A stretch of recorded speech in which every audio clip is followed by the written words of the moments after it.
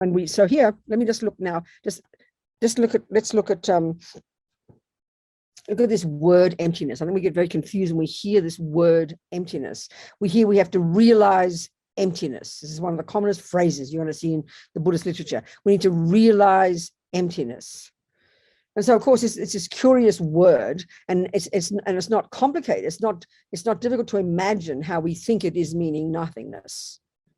But it's not that. So we have to get our head around the use of this word. It's kind of important. So I use ordinary examples. I do this all the time, and you're familiar with it perhaps. But it's really important just to get our head around the idea of how there can exist. I'm using my words. How there can exist a phenomenon called the absence of something. You see, like we said before, Buddhism. When you first study Buddhist philosophy, you learn this kind of the Buddhist worldview, and you learn these first few words, the first synonyms that refer to that which exists. And the key point about that which exists, as I said, the definition of an existent. This is a massively important point to get. I said one of those 5 synonyms is existent. So that which exists is defined as its being something that is cognized by mind. So mind cognizes things. So the way mind cognizes, it seems like the way the mind cognizes, kind of like, I put it this way, the mind cognizes nouns, things, phenomena, things. So there's all kinds of things that exist, using this word very roughly. There's physical things that we can see easily and look at, computers and roses and glasses and lights and things like this. It's pretty simple. But then we have more subtle phenomena called mind. Mind you can't taste or touch or smell, but there's still things that can be cognized. So then you've got, and these are all the simple impermanent phenomena. The things that are the objects of our senses, for example, are all things that exist. So then there are also phenomena that are a bit more abstract. And this is what an absence of something is. And this is where this concept of emptiness fits in. So I'll use ordinary examples. You know perfectly well that if you pick up your thermos, you pick up your cup, and you're expecting your tea to be there. There's an expectation. You pick up your cup, about to drink it, and you put it to your mouth, and you suddenly discover there's no tea there. Isn't it? That's a common, and we'll say, my cup's empty. If you're looking for a friend and you go to a hotel, there's some kind of conference on, and you're looking for your right room, and you say it's room 7, and you open the door and you go, oh no, it's all empty. The room's empty. If you're looking in your bank account and you think your $5,000 is there, you know you've saved it, and you look up and you see 0. Oh my God, my bank account is empty. We get these ideas. It's not a complicated concept. So putting it in this way, how does the mind cognize that? Well, the mind cognizes nouns. The mind cognizes things. So then you could put it this way. We could say my mind is cognizing that there is no tea in my cup. Well, turn that into a noun. And what you're saying is your mind just cognized the phenomenon called the absence of tea. It seems abstract and kind of wordy, but that's the way mind cognizes. The mind just cognized the phenomenon called the absence of tea. So put it this way, if there is tea in your cup, then the mind cognizes the phenomenon called tea. Now, for the person who expects tea to be there and discovers, oh my God, my cup is empty. Empty of what? Tea. So then the mind cognizes the phenomenon called the absence of tea. That we can get that. Well, that's what the mind is doing when you realize the emptiness of inherent existence. Your mind is cognizing the absence of inherent existence. So realizing emptiness is referring to that. It's not realizing there's no I, there's nothingness, I might as well die. It's just cognized a very vivid phenomenon. When the first time you ever realized emptiness, in the subtlety of your single-pointed concentration, after countless lifetimes of hard work, or however many lifetimes you've worked at it, and at some point exactly at 3.5 seconds past 4 in the afternoon in your meditation, you will see for the first time directly, nakedly, non-conceptually, at a subtle level of your mind, you will cognize the phenomenon called the absence of inherent me. That's emptiness. It just means the absence of something, the absence of something. Now, this is an interesting point.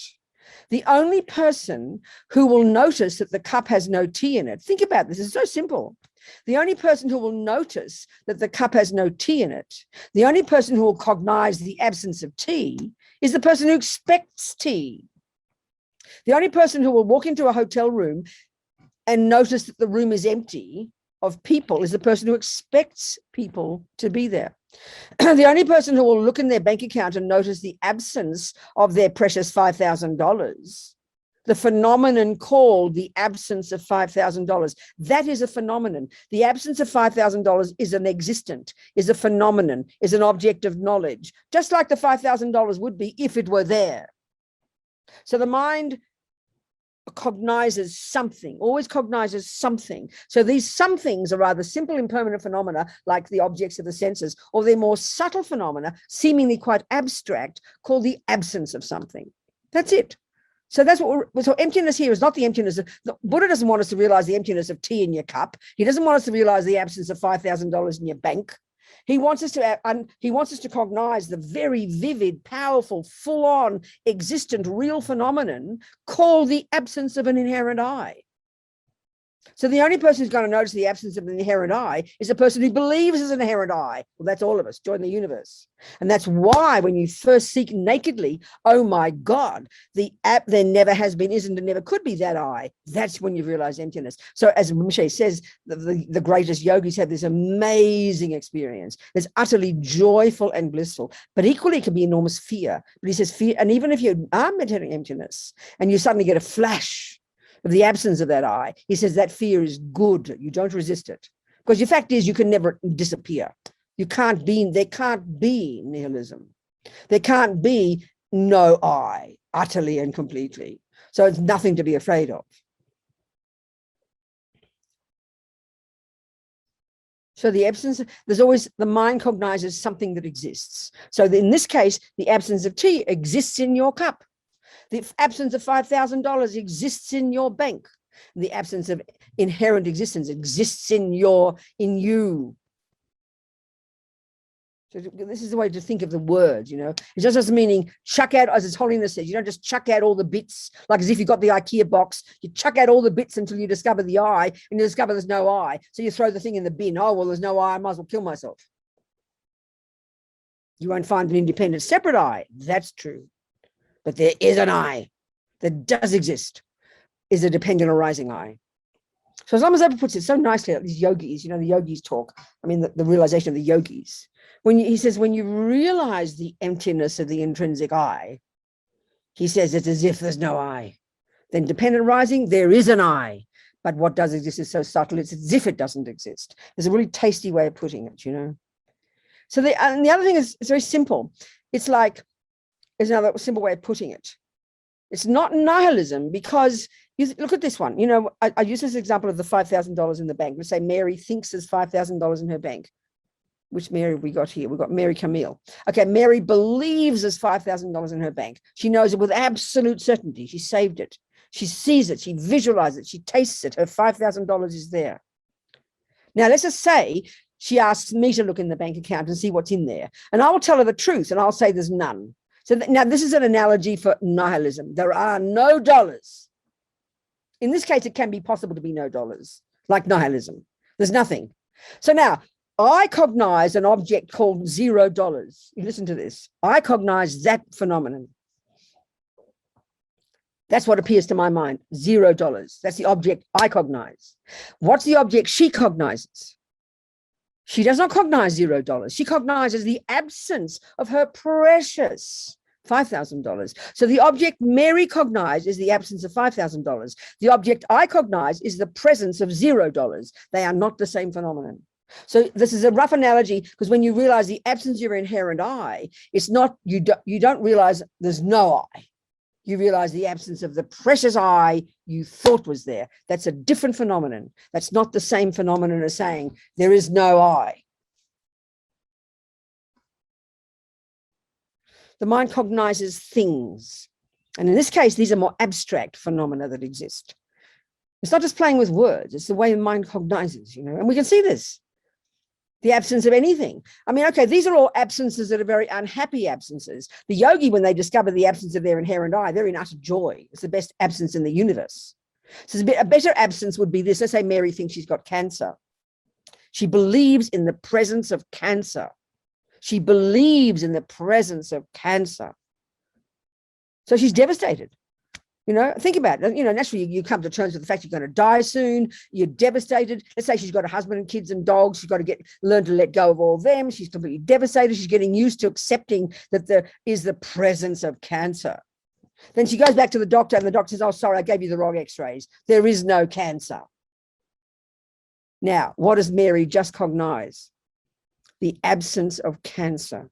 Now, I don't have cancer, but I'm not thinking every day, I'm cognizing the absence of cancer. I'm cognizing the absence of cancer. I don't think I've got cancer, so I don't bother thinking about it. So the only person who's going to cognize the absence of cancer is the person who's just told they haven't got it, but they thought it was there in the first place. The only person who cognizes the absence of tea in a cup is the person who expects tea. The only person who cognizes the absence of, you know, $5,000 is the person who expects $5,000. So the only person who's going to cognize the absence of an inherent I is a person who thinks there's an inherent I and happens to be everybody in the universe. So once you've realized that absence for the first time, nakedly, non-conceptually, at the subtle level of your mind, direct perception, they call it, not just conceptual. We have to understand it first conceptually. That's a good start, but the realization of it, and that's what they say is that cuts the root of this maripa, that cuts the root of this ignorance. And that's what we've never done until now. We've had shine, we've had single point of concentration, the Buddha says, countless lifetimes. We've kind of gone all the way up the mountain. We've got shine, we've got all the tools ready to realize emptiness, and we've never used it to realize emptiness, and we fall down the mountain again. So what we've never done is realize emptiness before. Once you've cut the root, then you're beginning your climb out of your samsara into your nirvana. You've got more work to do, but you can never fall back after that. You can never fall back after that. And your whole way of seeing the world changes. You have cut all fear. And this is an interesting point from the very beginning. When we start to understand the Buddha's view of the mind, they talk about the fears of samsara. It sounds so peculiar because we don't think of samsara, you know. It's just Buddha's use of the term samsara to refer to being caught up in all the delusions. The normal daily life of nightmares and miseries and anxieties and panic attacks and anger and jealousy and despair and killing people and killing ourselves. That's samsara. So once you've cut the root, called ignorance, you've cut all the dramas. You've cut, I mean, it's not just going to happen overnight, it's a gradual process. So even as you start working on your mind abiding by the laws of karma, you're lessening your fears because you're owning responsibility. And then you start to work on your mind and you lessen attachment and lessen anger and lessen jealousy. You're going to lessen your fears because the nature of all delusions is fear. We don't think, I mean, we think of a person having a panic attack, we think that's fear. But you look at a person raging, angry, screaming, shouting. You don't say, oh, they're having fear. What the hell else do you think they're doing? They're having a complete, serious mental breakdown. That's called anger. All delusions are rooted in fear. That's why we have panic attacks every day, anxious about this happening, worried about we're too fat, too thin, hubby will die, leave me, I don't have enough money, never stopping. It's all rooted in fear. Everything is, all the delusions are rooted in fear. This is the daily misery of ordinary life because we don't know any option. We occasionally have less fear. We don't begin to notice the fear of attachment. Attachment just looks to us like divine. So the more we see our minds, the more we realize, and this is the Buddha's point, this is so subtle for us. We understand suffering only at the first level when bad things happen. But we do not begin to understand the subtlety of the suffering of having attachment and when the good things happen. So the level of suffering the Buddha is describing is incredibly more subtle, more nuanced than we even imagine, you know. So being free of, of these delusions is incomprehensible. It's not even a goal in modern psychology. You're just considered mental illness. But this is exactly what Buddha's saying. We'll be literally liberated from the fears of samsara. The mind is joyful, blissful, radiant. You cannot attachment, anger, jealousy, pride, because they are contingent upon the belief in the existence of the intrinsic I. So this is the kind of experiential reality of it, not just some abstract concept. It's real daily life. That's why we've got to start with abiding by the laws of karma, loosen the grip of ego grasping there, begin to take responsibility, become more courageous, then look at our mind and unpack and unravel attachment and aversion and see the nightmare of them, and then lessen the delusions, become more strong, more brave, more courageous, less fearful, then add bodhicitta, now this outrageous aspiration to never give up working for sentient beings, and then you realize emptiness. Wow. Amazing.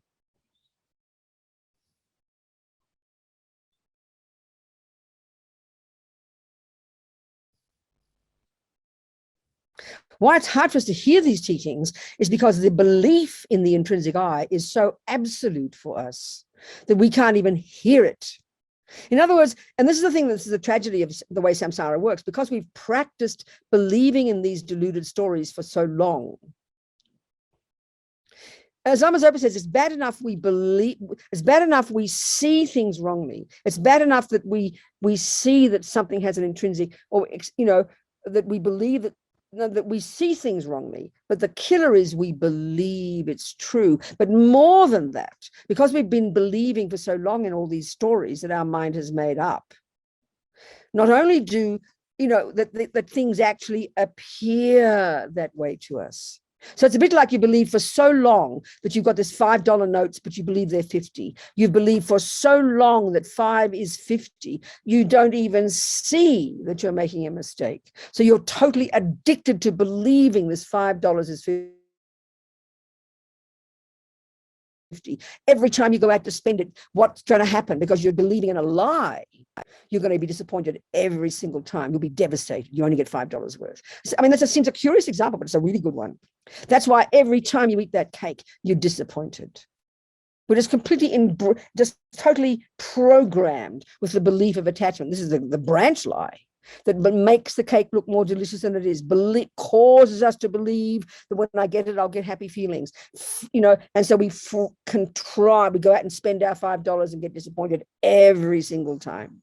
And then we forget the next day that the very cake that made you vomit, which is the cake that you think will bring you happiness, you forget that part and you try again. You try, maybe I'll get $50 worth again today, and we just keep trying. We're like completely demented, Buddha says, living in la la land.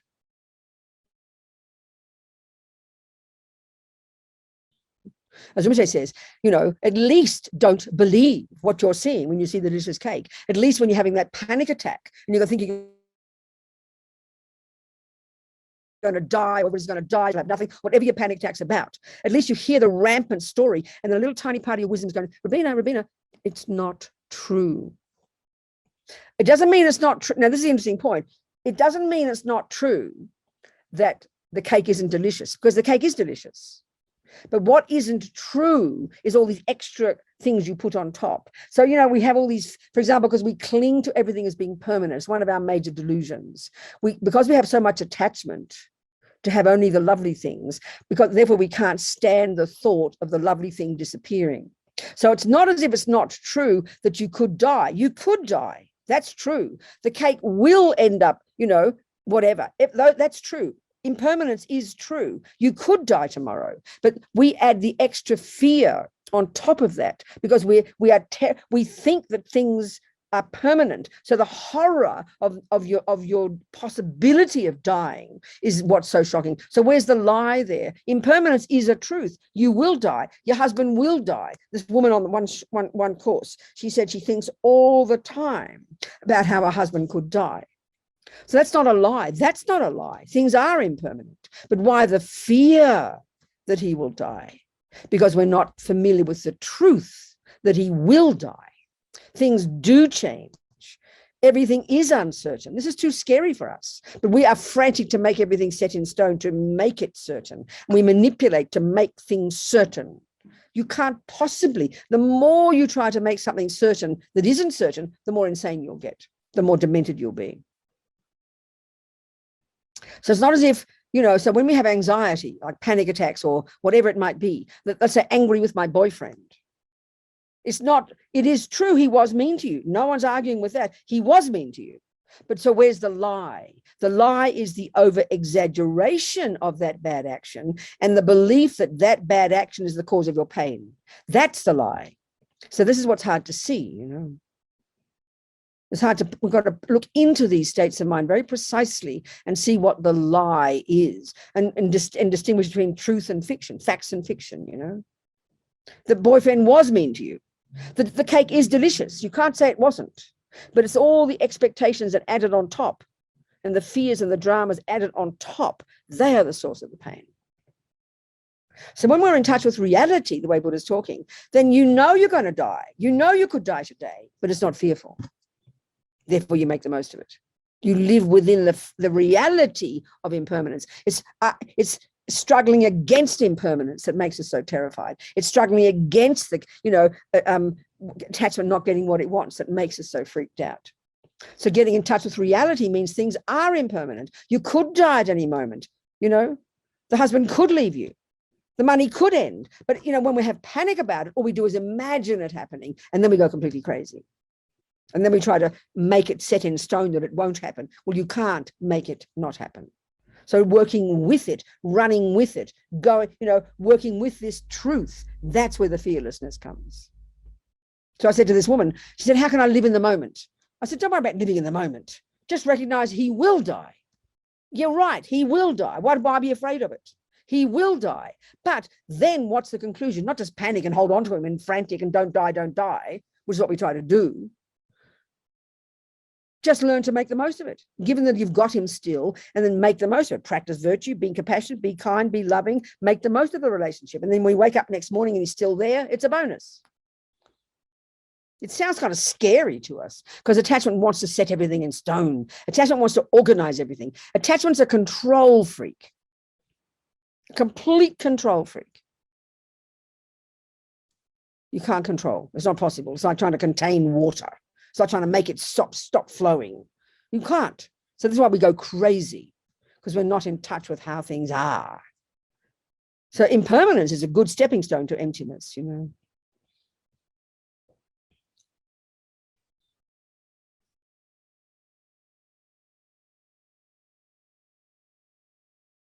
And this is where you don't just sort of leap into understanding emptiness without anything else. You abide by the laws of karma, that loosens the grip of ego grasping. You're more ready to get emptiness. Then you look at your mind and see the delusions and see how they're all liars. That prepares you for emptiness. You practice bodhicitta, that hugely prepares you for emptiness. It smashes this sense of self-cherishing and self-pity and me all day. You only think of others. So we're so ready then to more easily then get concentration and then realize emptiness. You prime your mind all the way, you know, one step at a time. That's why the path is so important to understand it as coherent. Everything is leading you to realize emptiness, to see the ultimate truth. Then you're free. No more work to do. But now you can't go back after that, you know. So we start with intellect. We've got an intellect, so we start with that to get our head around the use of these words, you know.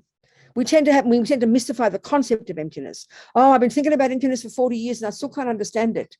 Oh, that's interesting, Rabina. Tell me the definition. Oh, I don't know.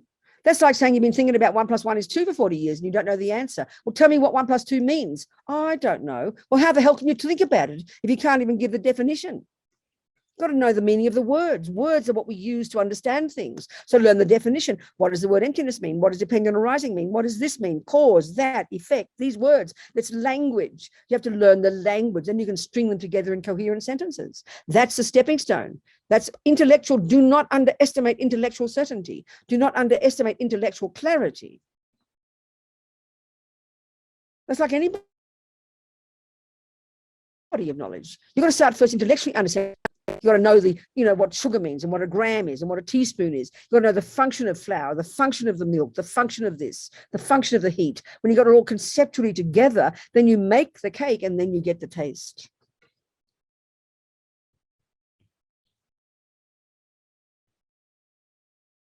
Any questions, people? Come on, I haven't had one question today. You made me talk the whole time. Come on. Venerable.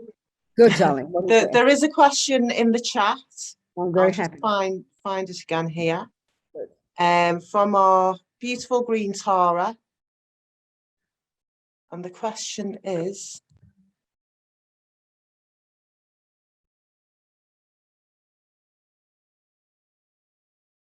okay, can mind be described as a phenomenon? If not, what is it described as, please? The mind is a phenomenon. It's an existent.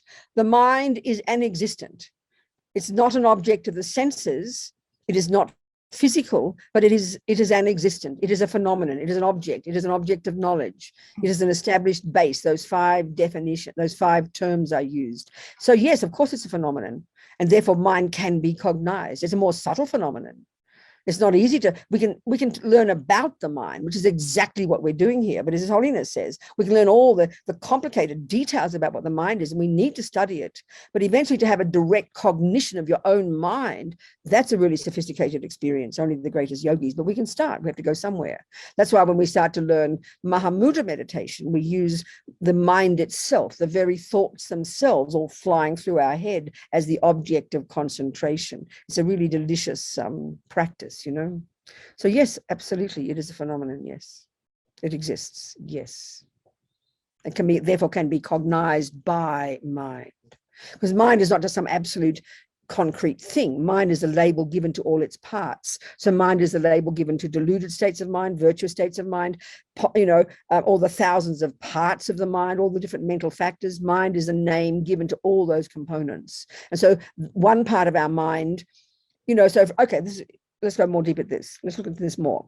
Sometimes, okay, so mind is the name we give to its parts, okay? And the parts of mind are the states of mind, the anger, the love, the jealousy, the compassion, the kindness, the intelligence. There's many bits and pieces of the mind, the sensory consciousness. So when we say, for example, do a meditation called Mahamudra, where the starting point is to concentrate on the mind, we get a bit all cosmic. Oh, I've got to watch my mind with my mind. We get all a bit kind of caught up, It's not complicated.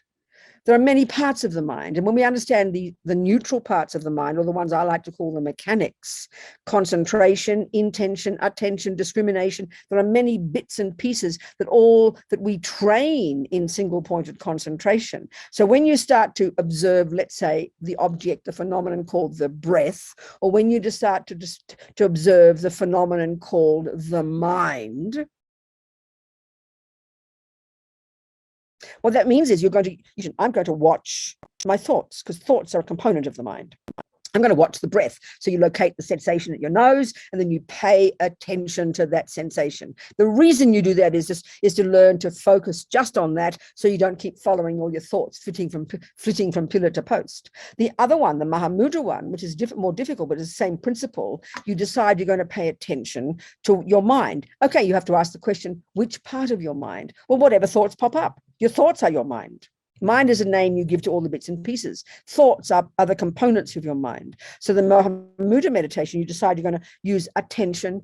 You're going to have intention. I will watch my mind. Then you pay attention, and then you try to cultivate the part called mindfulness, which is the ability to not forget what you're doing. You're going to cultivate the part called concentration, which stays on there. You're going to cultivate the part called discrimination. These many bits all do their job. So it's the attention. You pay attention to whatever thoughts pop up. And the job, either watching the breath or watching the thoughts, is you don't label them. You let them come and you let the thoughts go.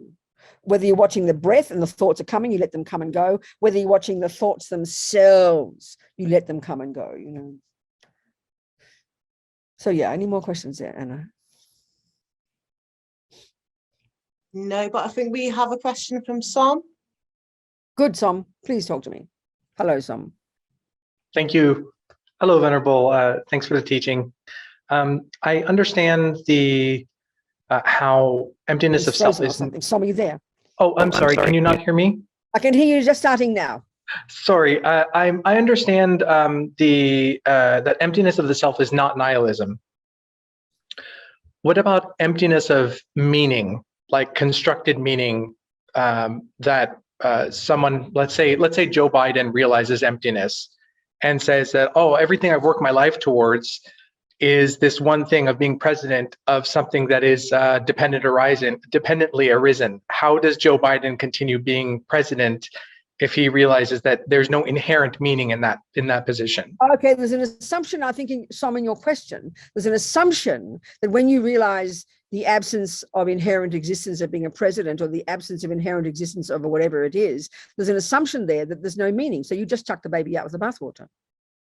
The fact of the matter is, when you realize the emptiness of being the president, you realize the dependent arising of being the president, therefore president exists. So emptiness actually reinforces the existence of something. It doesn't annihilate the existence of something, which is the instinct we have of emptiness.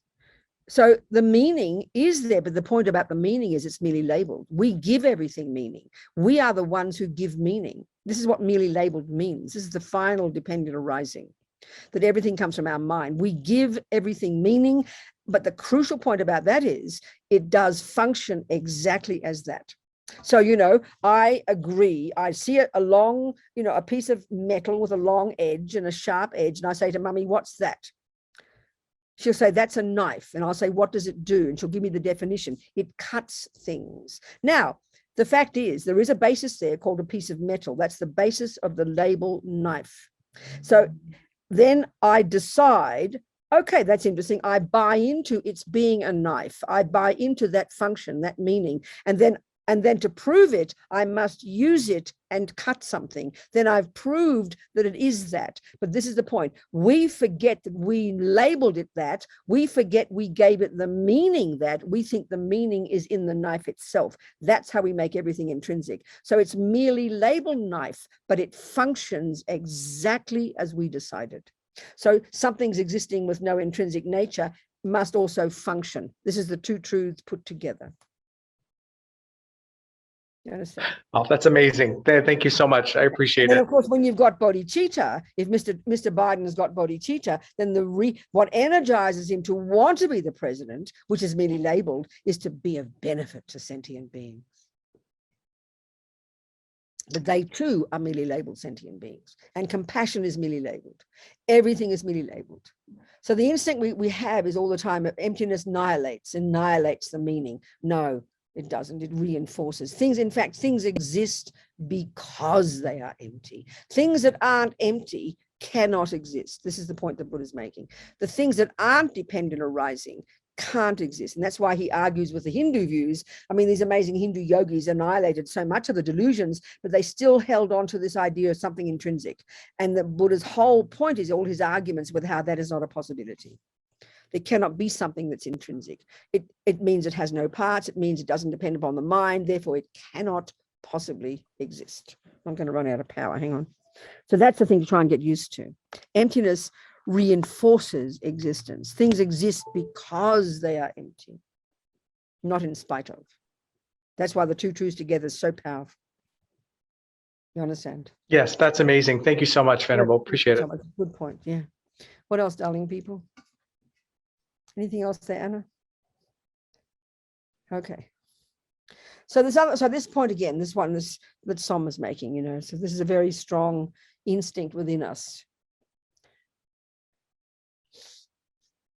That's why, Tsongkhapa's point of realizing emptiness in the framework of dependent arising is a way to guarantee we don't lose the plot, that we don't fall into the abyss of the great mistake. Kind of seeing emptiness in terms of dependent arising grounds us, and we can never get the wrong view. We can never fall into the abyss of the great mistake, as Tsongkhapa puts it.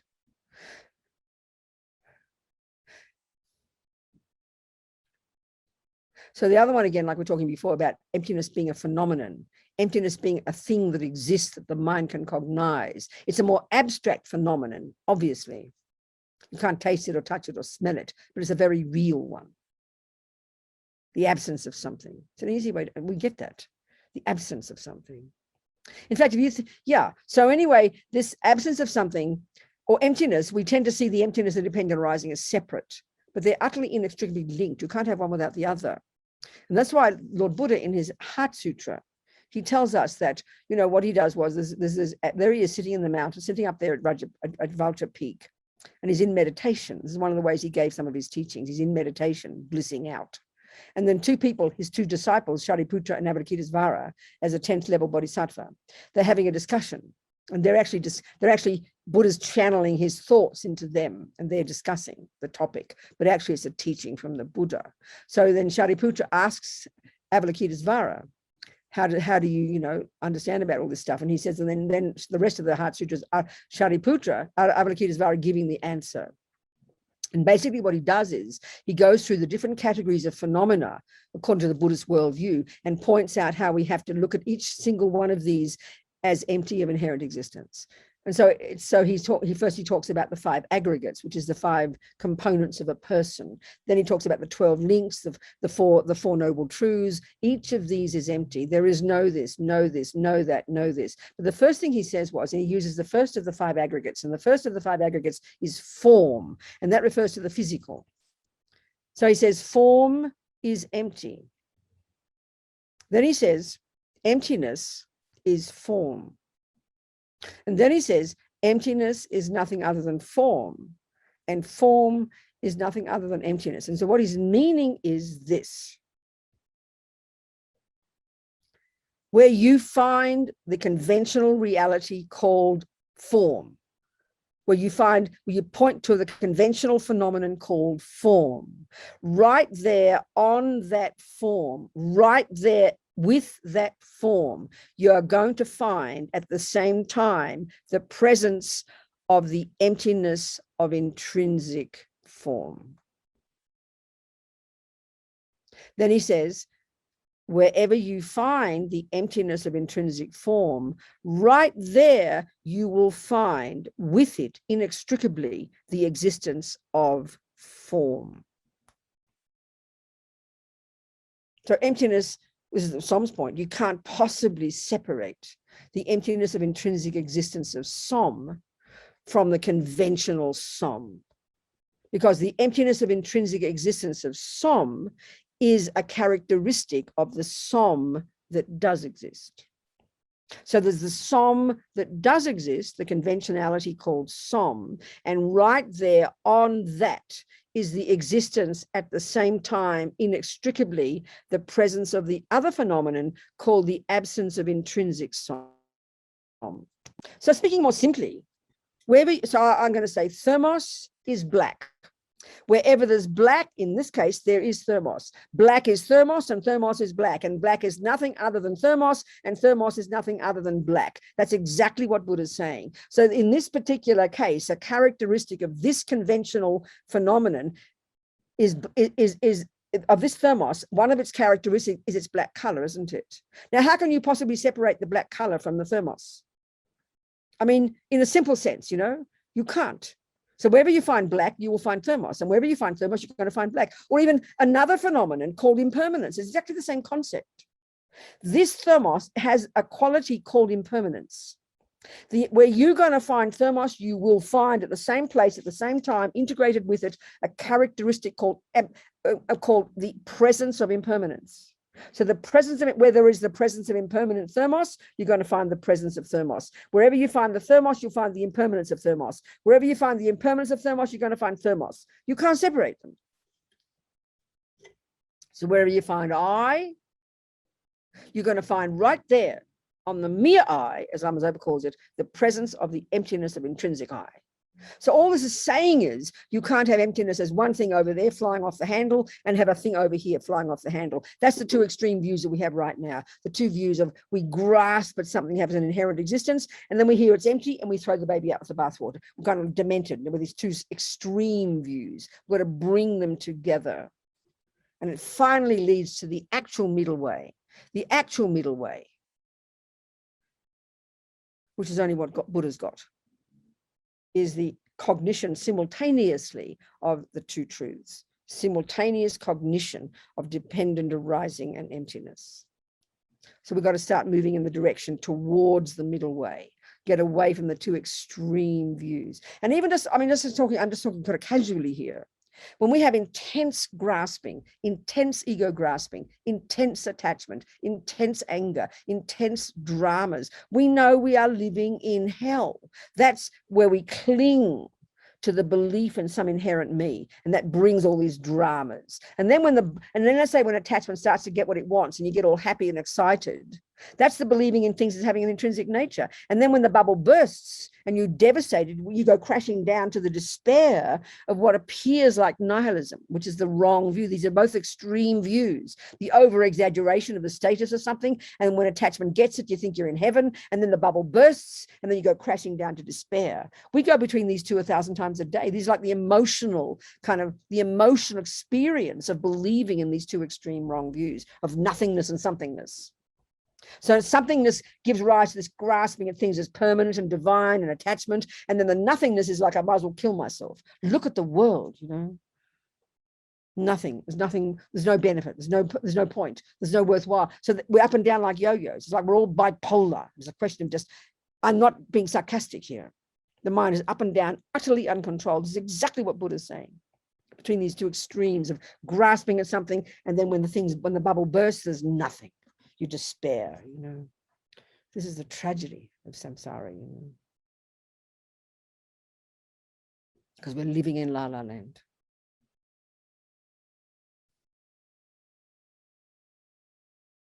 So what Buddha's telling us is, I've got some methods, baby, to help you get happy. That's all he's saying, you know. So we got to find that out ourselves from working on them. And you start with karma, then you go to the mind, then you go to bodhicitta, then you get to emptiness. It's all graded beautifully, priming your mind perfectly to get there, you know.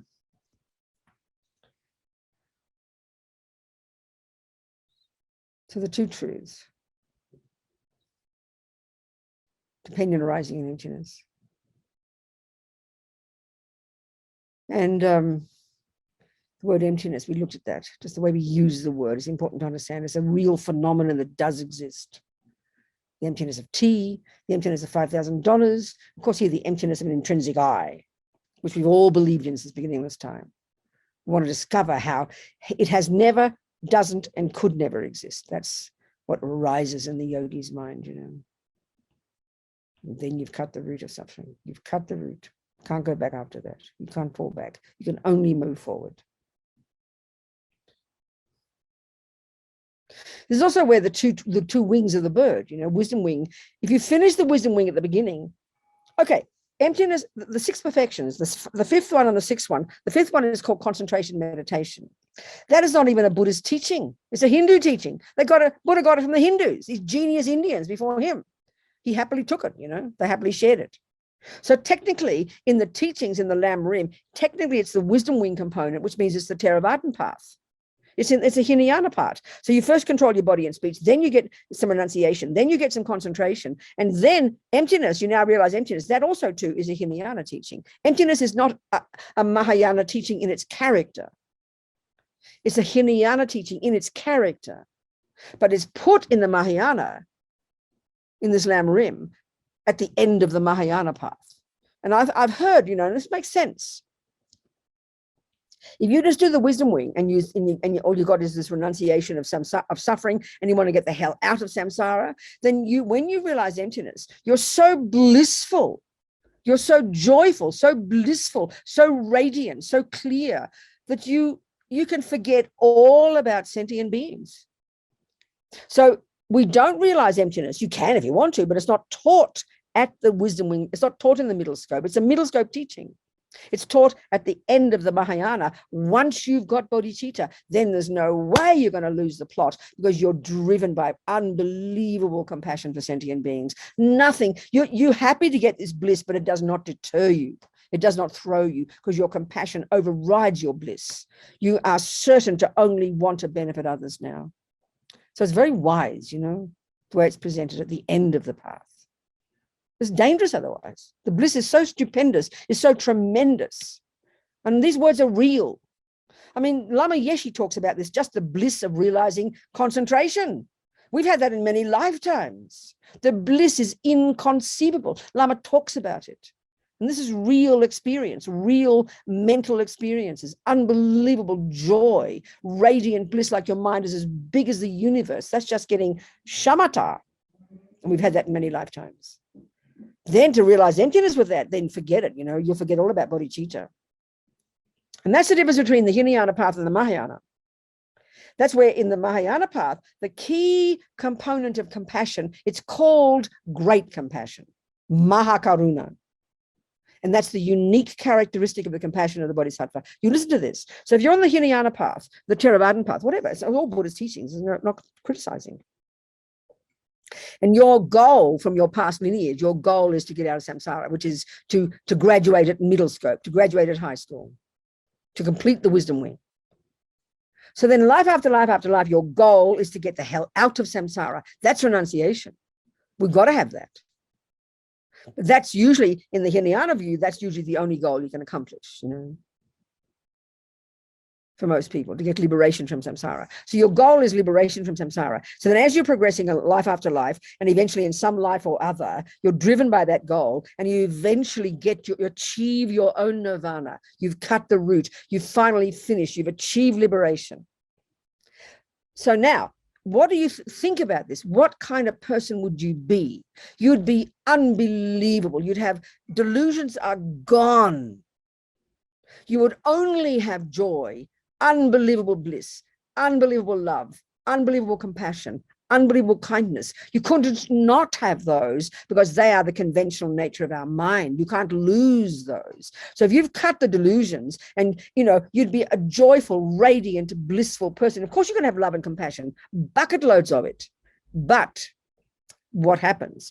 Your goal all these lifetimes has been get out of samsara. So at the time you die in that life that you've achieved nirvana, your bliss and your goal of getting out of samsara override your compassion, and you don't come back.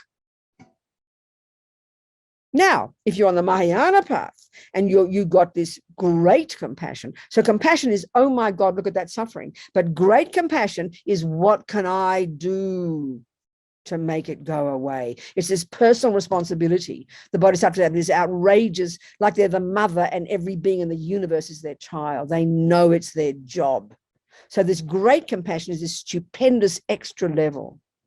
So you're on the Mahayana path, your goal is Buddhahood. That's your goal. And you go through the stages, and you even go through the same stages as the Hinayana practitioner. You could even at some point achieve your nirvana. But what happens for you when you die, your bliss is overridden by your compassion, and you keep coming back.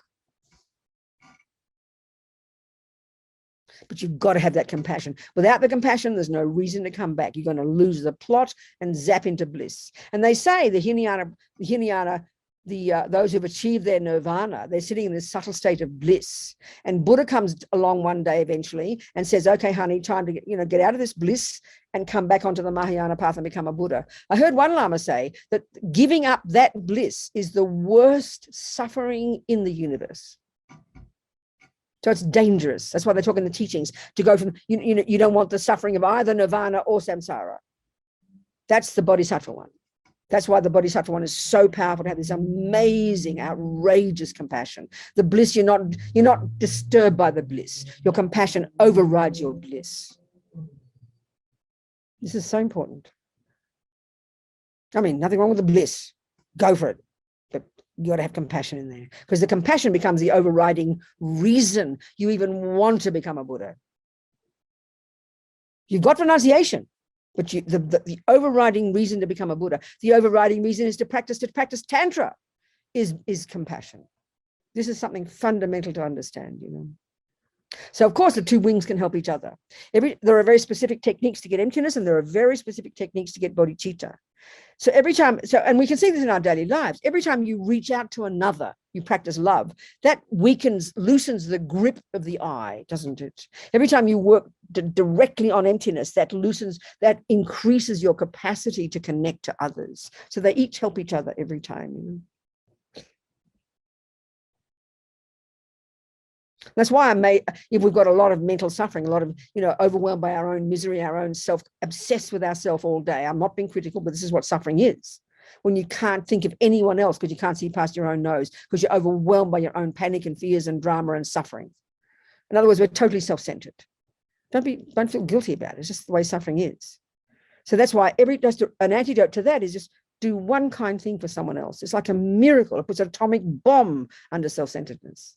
But it's very hard when you're suffering so terribly, But a person who's got lots of compassion but does not have enough wisdom, that's also dangerous. You can get trampled on. You can get misused. So you've got to have wisdom. And that's why His Holiness says, compassion is not enough. You need wisdom. And Lama Zopa says, meaning well is not enough. And that's our biggest problem in our culture. Some people have bucket loads of big heart, good compassion, but zero wisdom. So they make a mess of themselves and of others. So compassion and wisdom have to come together. And wisdom is what you get as you gradually work on your mind, lessening delusions, lessening self-centeredness, lessening attachment and anger and fears and dramas. Then your mind can be more spacious and you can see other people out there, you know. And then as a bodhisattva, you get more courage. You have this enthusiasm. You'll never give up, you know. Got to have two wings of the bird. Okay, you darling people. What about it? Any other questions here? Yes. Yeah. So it would seem as though, it seems as though to me that perfecting bodhicitta, a prerequisite to that is a pretty strong realization of anatta. And it seems as though there's I hate to even say that, like a fine line at, having a realization of emptiness, like a strong realization of emptiness prior to having a strong establishment of a bodhicitta mind. So that can be it's the danger. Yes, it can be the danger. I guess my question is, I guess I'm not afraid of like stumbling into emptiness. Don't be afraid. Be delighted. Go on. That's right. So that's I guess that reading a Sangha's work now to the path of unsurpassed complete enlightenment, and that's a warning that's referenced in the Lam Rim, and that's a warning. It's a warning of don't get rid of the afflictions too bad, because suddenly you've gone too far and you can't get back. So I don't know. I guess the question is where in there. Keep remembering that the whole point of it is bodhicitta. Bodhicitta is the one that gets you to be enlightened. Wisdom just gets you out of samsara. So if we forget the bodhicitta, that's if we don't forget the bodhicitta, then there's no danger. So if the motivation, if you're constantly setting the motivation and coming. Right. It has to be that. That's exactly right. Okay, coming the back. motivation for realizing emptiness, the motivation for giving up anything, it has to be bodhicitta. That's where it can be then to be no danger, because we will not forget bodhicitta. So again, that's constantly setting that motivation, yes, that's right. And having the reason for doing this is for the bodhicitta. Yes, Matthew, that's the point. And the other one is interesting. That's why you've got to have wisdom. We can even lose bodhicitta. So as long as we remember emptiness all the time too, and remember bodhicitta, they've got to go hand in hand. Then you're in no danger either way, because you can even lose bodhicitta, but you can't lose emptiness. Okay, great. I'm going to go out and realize emptiness this afternoon then. Good on you. Well done, Matthew. I rejoice. That's it. Then that's wonderful. And that's why with the teachings of the bodhicitta one, this is constant remembering of the bodhisattva motivation. And that's something that's not our topic this weekend, but I'm going to have to talk about it, I think. As something we hear this, do everything with bodhicitta, we hear Lama Zopa say. We go, huh? Do everything with bodhicitta. What do you mean? We don't hear it. So it's like we're sort of thinking that he's saying, I've got to have bodhicitta at that moment, which is clearly absurd. Of course, you can't have it, but you've got to start with the thought. The thought is the point. The thought. And this is when we start to understand karma. This is a really crucial point. When we understand karma right back at the beginning in junior school, the first scope, and we start to unpack what an action is and how we create it, and what it is that determines, this is the key point, what it is that determines that whatever we do or say or think is a positive or negative action is the motivation. This is why in the example, you could have, Matthew has a rat in his kitchen and I have a rat in my kitchen. And let's say, a complete action would be 1 as an object called a rat, 2, our mind involved in the doing of the action of killing the rat. And there are 2 parts there. There's actually more, but we'll keep it simple. There's the intention, bare bones volition. I will kill the rat. That we both got that so far. We both got a rat, the first of the 4 components of a complete action. You have the rat, the object is there in each of our cases. The second part, our mind is involved in it. That's the second part. So 2A is intention, bare bones. I will kill the rat. Matthew has it, Rabina has it. We both have that thought. Now the difference comes, and that's 2B, and that's the motivation. So in his case, let's say the rat is suffering, and he has the view like the world does, that if I kill the rat, I'll stop its suffering. So he might have tremendous compassion for the rat. He really believes that if he kills the rat, he's going to stop the suffering. We get that. We do it every day with our damn pets. So there's real compassion in his heart, compassion for this level of suffering. 3, but what's my motivation? This is the difference now. My motivation is disgust and aversion. So that's what that's where the one difference is, the one piece that's different in this entire scenario of each of us killing a rat. 1, there's a rat, same for both. 2, the mind is involved. 2A, intention. I will kill the rat. He's got that too. Now the difference. His motivation is compassion. My motivation is disgust and aversion. 3, we each do the action. We kill the rat. 4, result, dead rat. The one piece in there that makes the complete difference in the action, in the character, in the karmic result. And that's because of the motivation. Now, this is not saying, so that means Matthew, he did kill a rat. I killed a rat. He had intention. I had intention. He did the action. The rat is dead. Same. The difference is his motivation. He meant well. Now, of course, as Lama Zopa says, meaning well is not enough, because he doesn't realize he probably sent the poor rat to the bloody lower realms. Another worse, even worse than a rat rebirth. He put it from the frying pan into the fire. That even could be true, but from his side, he meant well. So that's why meaning well is not enough. You've got to have wisdom, but nevertheless, his motivation mitigates the action. Now, this is not saying we've got to run around killing everybody because we mean well. No, just don't kill, please. But this is the point about motivation. It's exactly the same as a positive action. Let's say, Matthew is rich and I want his money.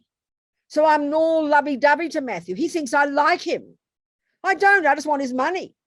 So I'm all kind and generous to Matthew, and he needs $20 for a taxi. He can't find his wallet. Oh, I'll give you $20, Matthew. Don't worry. And he thinks, oh, isn't Rabina kind? No, she's not. Her motivation stinks. So it is a valid action. Generosity is called a virtuous action. Killing is called a non-virtuous action. You can't argue with that. But look at my motivation. The object is there called Matthew. Number 2, intention, I will give Matthew $20. 2B, motivation, completely manipulating, completely to make him like me so he'll give me his money. 3, I do the action before he gets the $20. He's got his $20.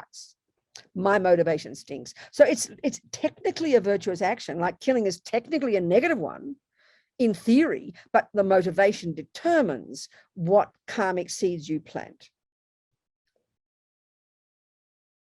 That's the thing. Motivation is the key.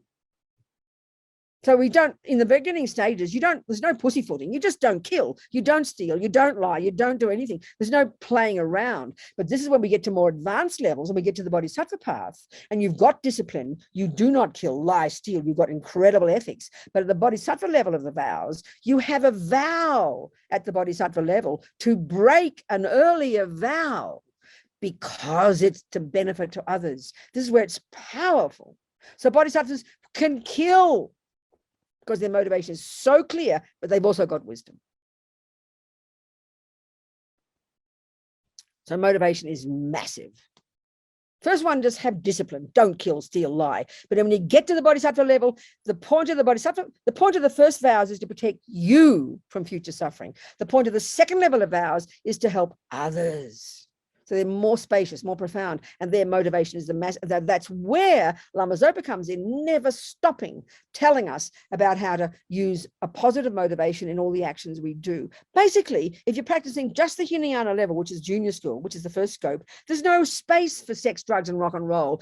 Given that you're still in samsara, you have as little sex as possible. You have as little food as possible. You discipline your body. You discipline your speech. You don't go around having money.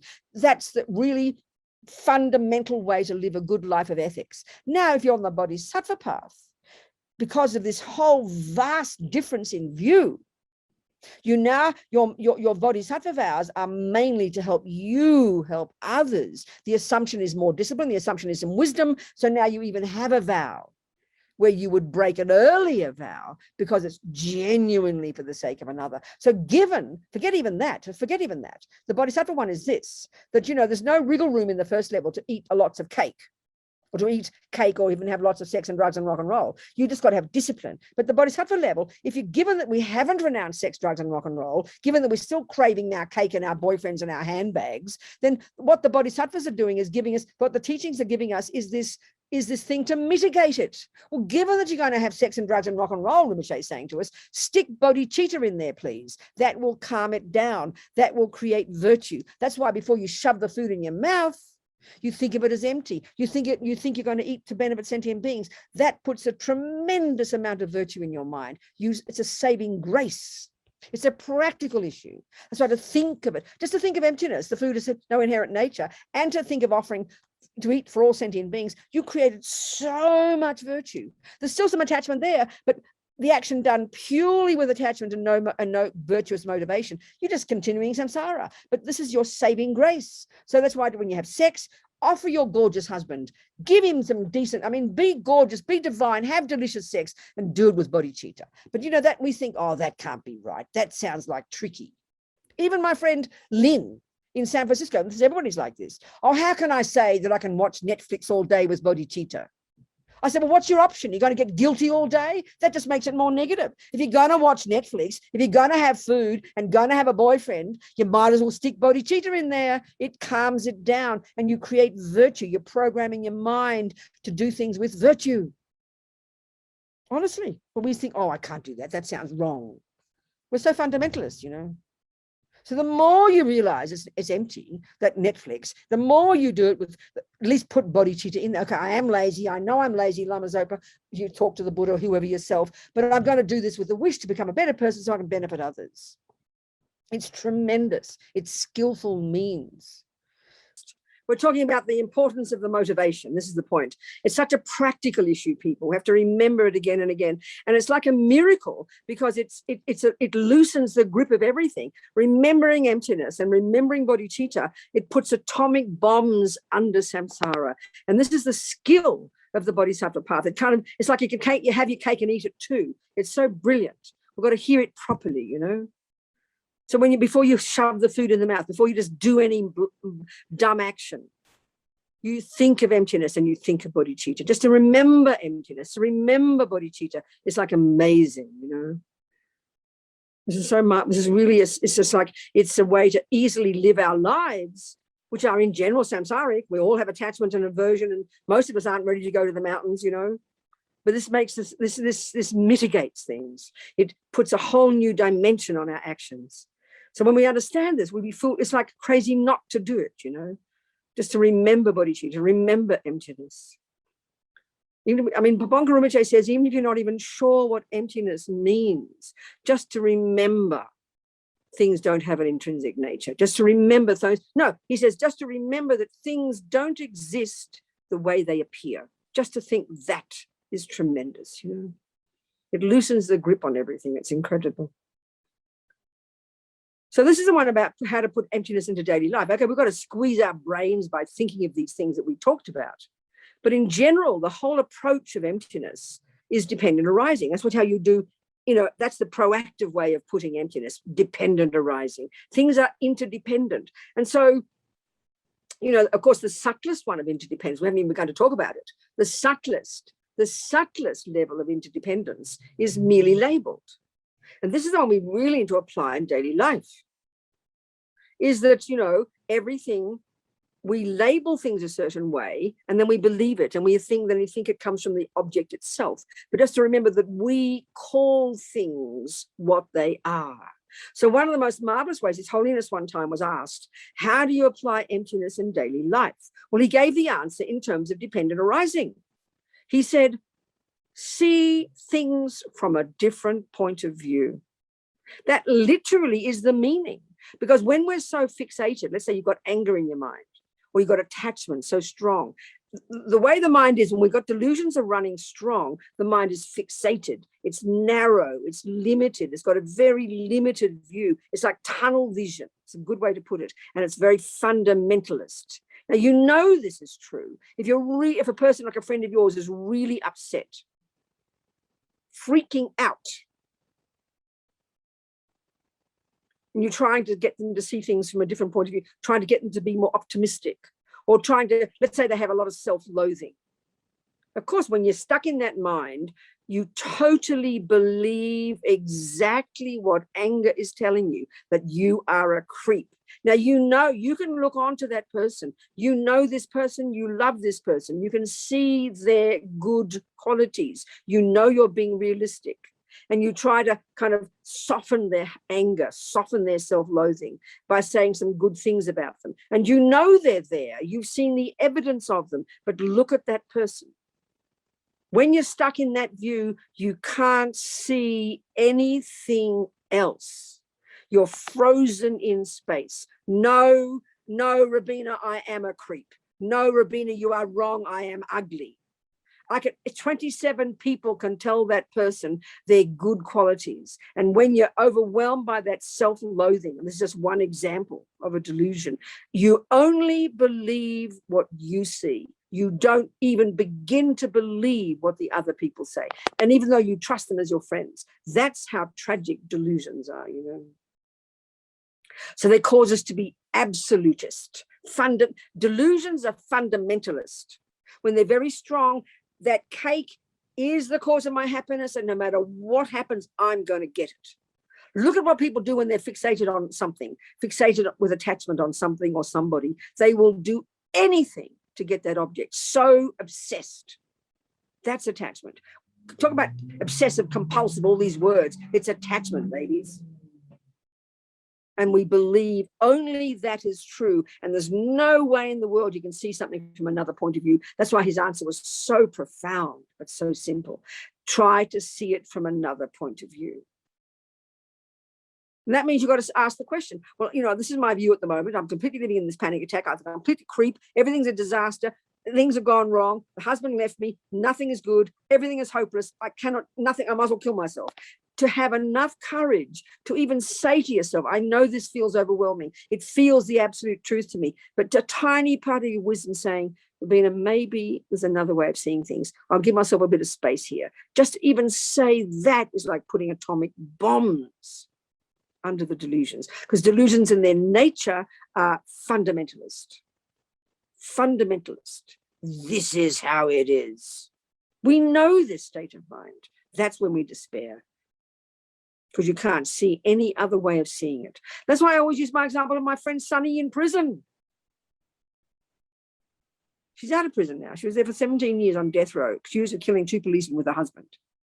She lost her children. Her parents got killed in a car accident. Her husband got executed. His head burst into flames when she was at the execution. She was in prison. They were totally innocent. I mean, that's enough to make people go completely out of their brain with insanity. And many people in prison, wrongly accused, do go mad. She had this astonishing ability to see things from another point of view. She said, I knew I had the choice to change her mind. This is miraculous. This is applying dependent arising. So she was in prison. She was wrongly accused. They're facts. They're not wrong. They're facts. She was on death row. She was innocent. But she knew, said at some point, I knew I couldn't change anything, but they couldn't take my mind from me. She's not a Buddhist. We talk about karma now. She has no particular interest in karma. She's got this incredible emotional intelligence from some past life practice, you know. She knew she could see it differently. She knew she could find a way to interpret this nightmare that kept her sane and reasonable. So she said, I'm not a prisoner. I'm a monk. I'm not in a cell. I'm in a cave. This is the exact application of emptiness. That's why the whole teaching about transforming problems into happiness, to see a thing called a problem as good, that's labeling it differently. This is what it means when His Holiness says how to apply emptiness in daily life. See it from another point of view. It is miraculous. And look how hard it is, because these delusions are so absolute in our mind. And especially when they're really rampant, it's not possible to see anything different. When you're overwhelmed by jealousy and the husband just left you, that pain is so unbearable. You can't even imagine seeing it differently. So that's why you got to protect yourself and just nourish yourself and just be careful and get over the pain. But slowly the bit of wisdom comes. You can start to see things. The light starts to come. When you're overwhelmed by your panic attacks, take care of yourself. It is outrageous, but have some tiny part of your mind thinking, I can learn to see this differently. I can learn to change my mind. That's applying dependent arising, and that's the way to realize emptiness. Nothing has an intrinsic nature. Nothing is set in stone. Nothing exists from its own side. It's all these words, you know. This is every second of the day we can practice this.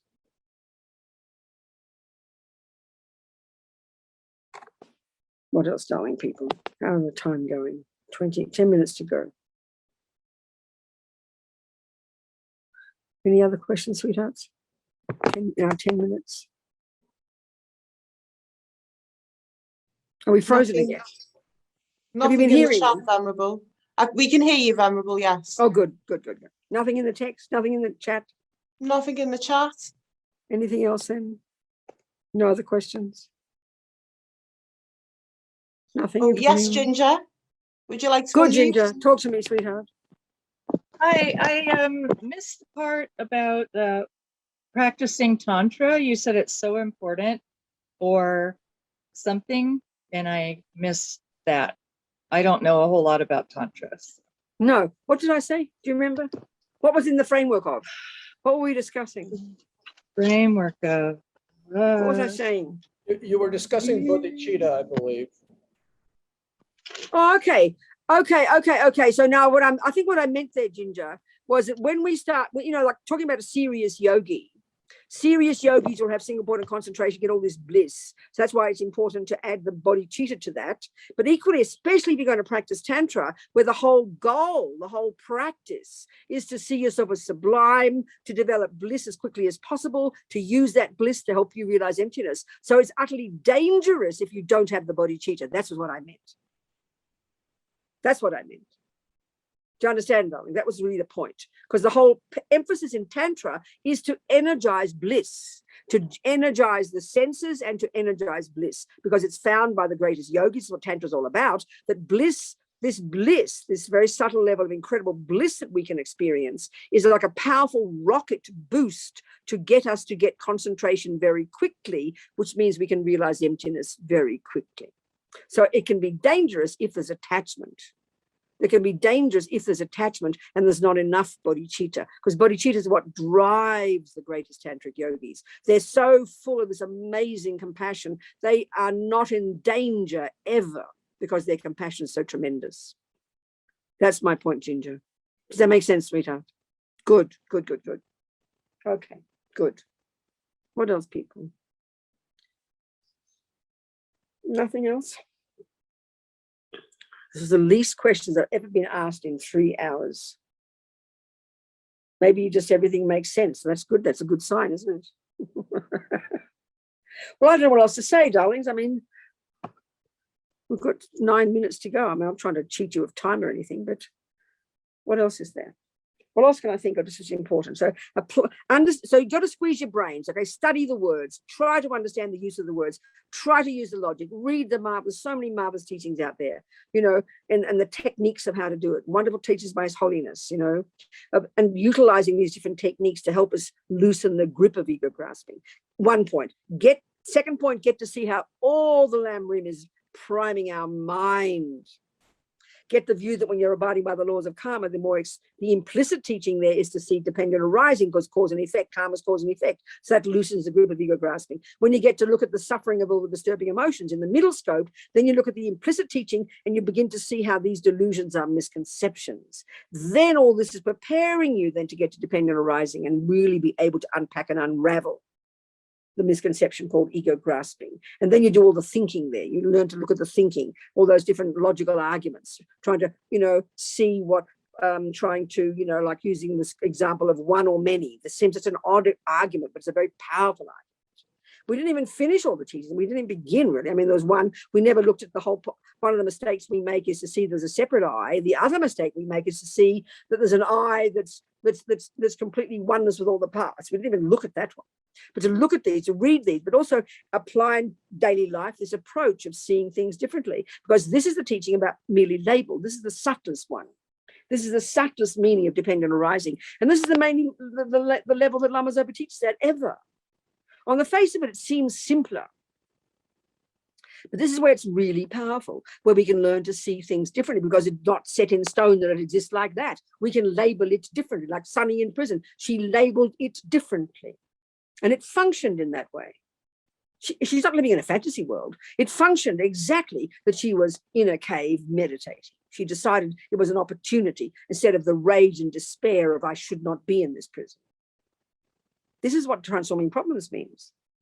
Transforming problems into happiness is outrageous bodhisattva practice, where you learn to welcome a problem. This is exactly what it means. You label it differently. It's too shocking initially. You've got to be very brave to practice this. But this is daily application of this teaching. It's practicing bodhicitta and it's practicing emptiness, right there. When your husband's mean to you and you're brave enough to see it differently. And in your mind, you thank him for being mean because he just showed you your anger. That's the attitude. But you've got to be brave to do that. You've got to be ready to do that. You've got to be a suitable vessel, as Pavanka Rinpoche says. And a suitable vessel is a person who's understood the path, understood karma, understood renunciation. But merely label is very powerful. We label things a certain way and then we believe it. So if we can label something a certain way and believe it, we can label it differently. We can do that. It's up to us to see that. It's very powerful. It puts atomic bombs under ego grasping, makes us courageous. That's exactly what Sunny did in those 17 years in prison.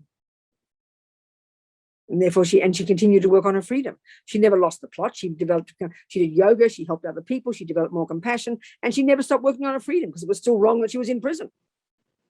So she got her freedom eventually. She kept her wits about her. So I think that's it, people, darlings. Just apply these different approaches, never give up. Keep reading the teachings, keep trying to understand them, understand technically what emptiness means, what dependent arising means, and try to apply in this down-to-earth way, We can call things differently. We can label them differently. It's hard work, but that's amazing. And remember bodhicitta and emptiness every time you eat, every time you have your sex with your newest boyfriend, excuse me, being blunt, every time you buy a nice new handbag, every time you enjoy anything.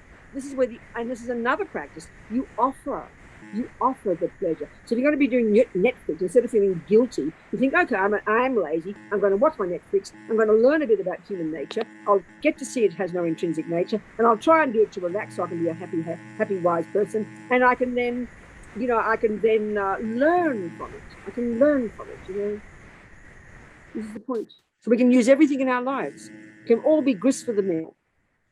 To have this schizophrenic view, or there's a samsara over there and I'll do samsara with guilt, and then I'll do my holy practice on my cushion. That's ridiculous. Your entire life can be used for the path. That's the whole brilliance with the understanding of emptiness and bodhicitta.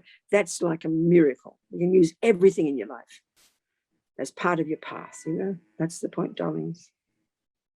That'll do. Mary, who's host today? Anna, darling, Anna.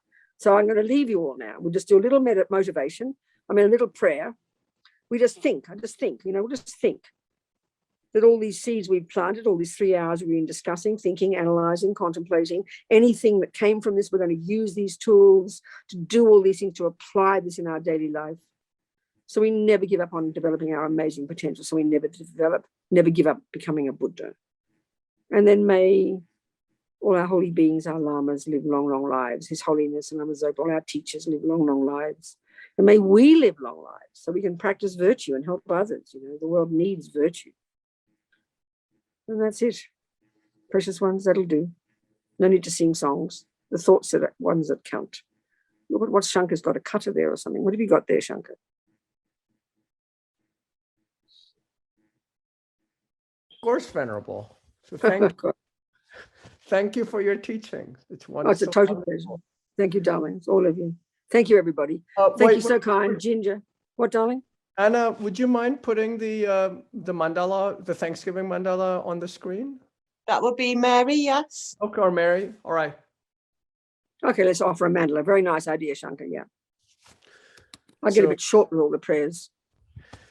Saji Ruki Juxing Meto Tramrira Blingzi Ni Degan Padi Sange Jingdu Mikte Uwa Hiroku Namada Jingla Chuparshu. May my venerable Lama's life be firm. Its white divine action spread in the 10 directions. May the torch of the teachings of Lozang always remain, dispelling the darkness of all beings in the 3 realms. Wonderful, Shankar. Thank you so much. Thank you, darling people.